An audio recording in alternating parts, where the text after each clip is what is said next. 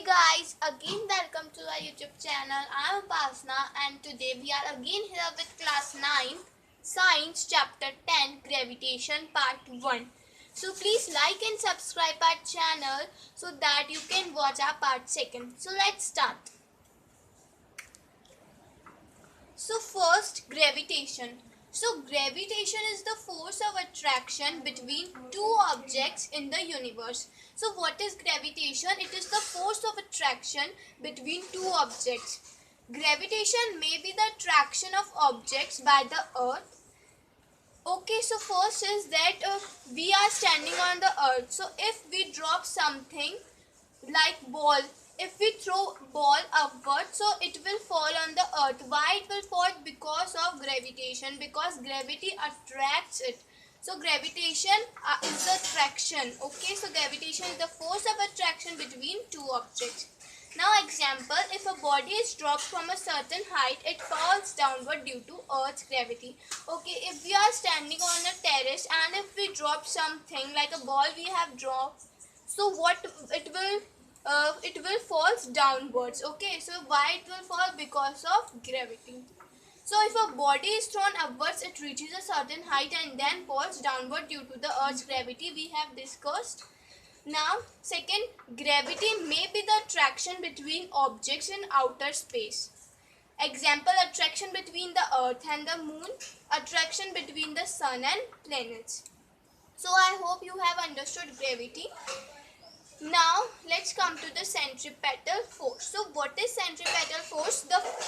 When a body moves in a circular path, it changes its direction at every point.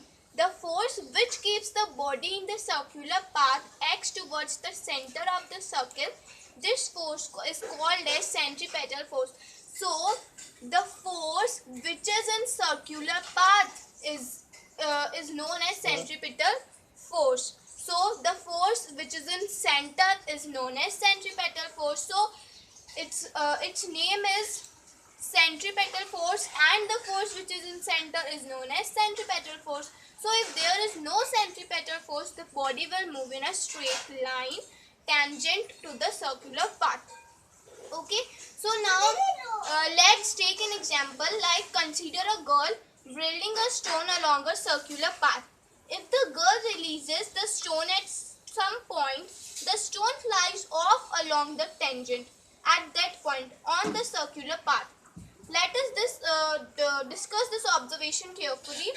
Before the release of thread, the stone was moving with a certain uniform speed and changed its direction at every point. Because of the change in direction, it moved with a variable velocity and has some definite acceleration. The force that causes this acceleration and makes the stone move along the circular path acts towards the center. That is called as centripetal force. When the thread is released, the stone does not experience the centripetal force and flies off along a straight line. This straight line is always tangent to the circular path. So, the example I tell you is this one example. This is a boy standing in the center and has a thread wielding a stone in every direction. So the stone is on east, west, north, south. So the stone's direction is changing because he is wielding a stone in every direction. So the example I have explained you is this one example only. Now another topic is universal law of gravitation. So what is this? Every body on earth attracts every other body. Why every other body attracts every another body? Because of force is exerted by all bodies, because all bodies are having force, so that they all attracted each other.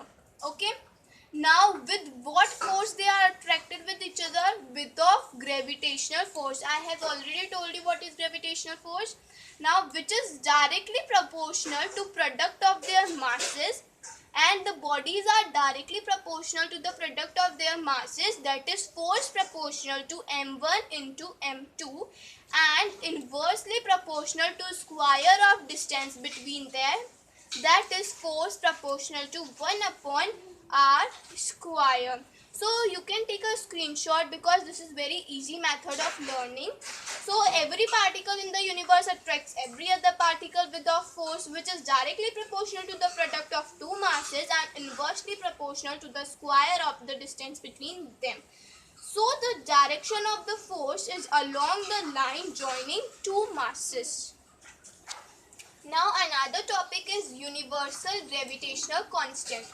So universal gravitational constant G may be defined as the force of attraction between two bodies of unit mass when kept with their centers a unit distance apart from the relation F equals G m1 m2 upon r square. G equals Fr square upon m1 m2 when m1 equals m2 and that equals 1 kg and r equals 1 m, F equals G. So these above statement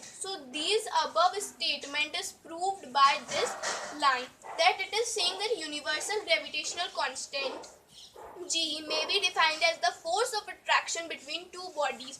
We can say that this one body and this is the second body, and these are the masses of the body, and this r is the distance of these two bodies. You can see that in the above formula, G is the universal gravitational constant and m1 and m2 are the masses of two bodies. You can say that this is first body and this is second body, and m1 it means first body mass and m2 it means second body mass are there, and r you can see, and r is the distance between the two bodies. You can see that r is the distance between m1 and m2.